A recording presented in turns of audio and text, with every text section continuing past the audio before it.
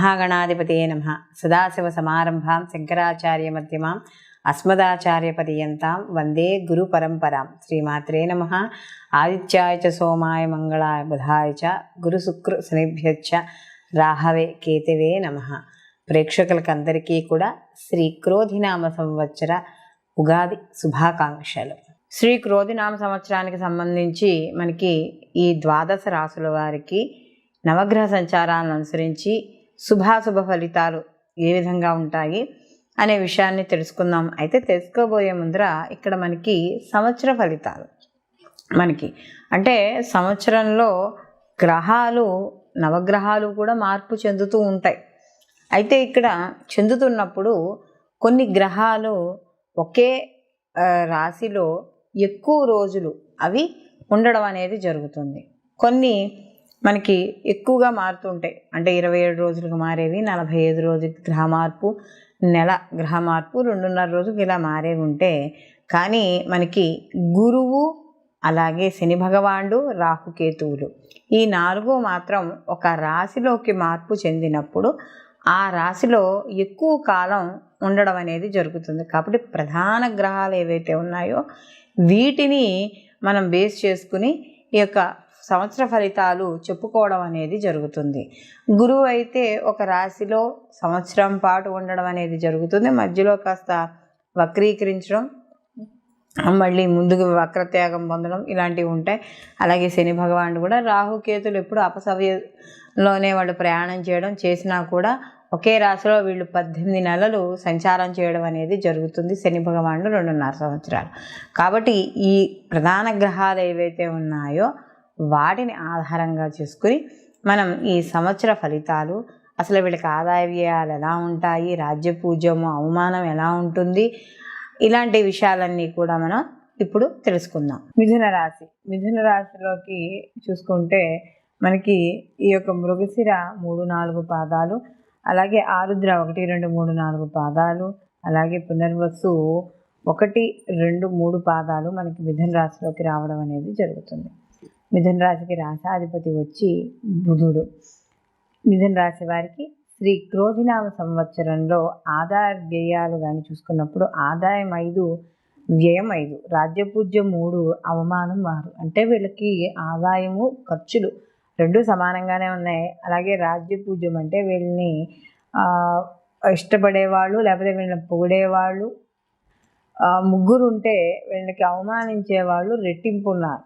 కాబట్టి ఎదురువాళ్ళతో మాట్లాడేటప్పుడు వ్యవహారపరంగా కాస్త జాగ్రత్తగా ఉంటే ఇక్కడ వీళ్ళకి సరిపోతుంది. ఈ రాశి వారికి కానీ చూసుకున్నప్పుడు మే 1 నుండి కూడా సంవత్సరాంతం వరకు కూడా గురువు ఏ స్థానంలోనూ లోహమూర్తిగా సంచారం చేయడం అనేది జరుగుతుంది. అలాగే శనేశ్వరుడు సంవత్సరం అంతా కూడా భాగ్యస్థానమందు అలాగే సువర్ణమూర్తిగాను, అలాగే రాహుకేతుడు సంవత్సరం ఆరంభం నుండి కూడా సంవత్సరాంతం వరకు కూడా దశమ చతుర్థాలయందు తామ్రమూర్తిగాను సంచారం చేయడం అనేది జరుగుతోంది.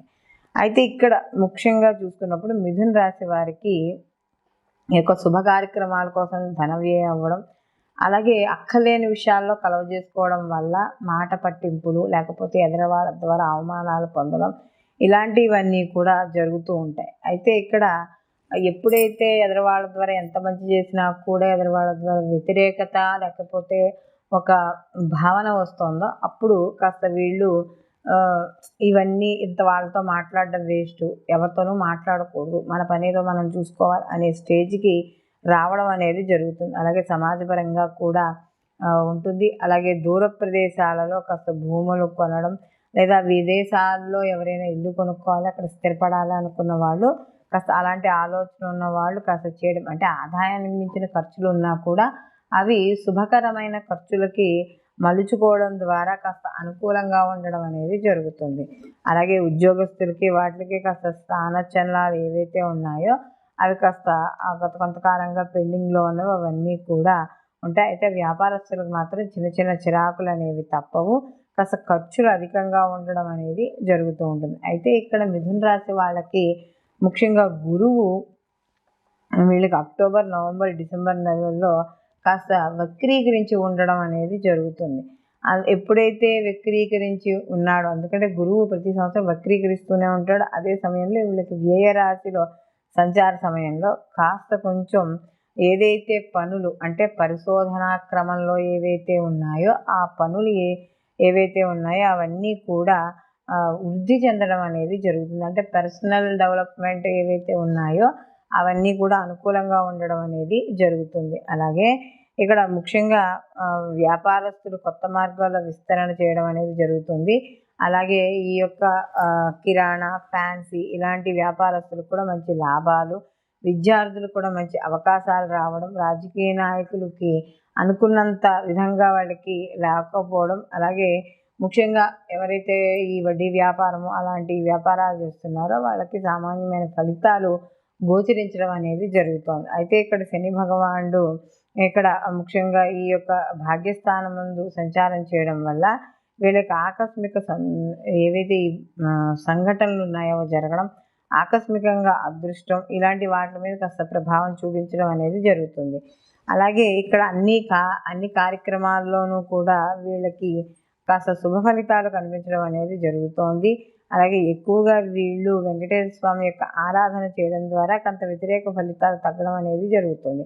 అలాగే ఇక్కడ భాగ్యస్థానమందు శని భగవానుడు సువర్ణమూర్తిగా సంచారం చేయడం వల్ల ఈ ప్రతికూల ఫలితాలు ఏవైతే ఉన్నాయో అవి తగ్గి అనుకూలమైన ఫలితాలుగా మారి ముందడుగు వేయడం అనేది జరుగుతుంది. ఎప్పుడైతే వీళ్ళు ముందడుగు వేస్తారో వీళ్ళకి ఆర్థికాభివృద్ధి కూడా పెరుగుతుంది. అలాగే ఇక్కడ ప్రతి పనిని కూడా కష్టించి ముందుకి వెళ్ళడం అనేది జరుగుతుంది. అలాగే ఈ రాశిలో ఎవరైతే రంగాల్లో ఉన్నారో వాళ్ళందరికీ కూడా శుభ పరిణామాలు గోచరించడం అనేది జరుగుతోంది.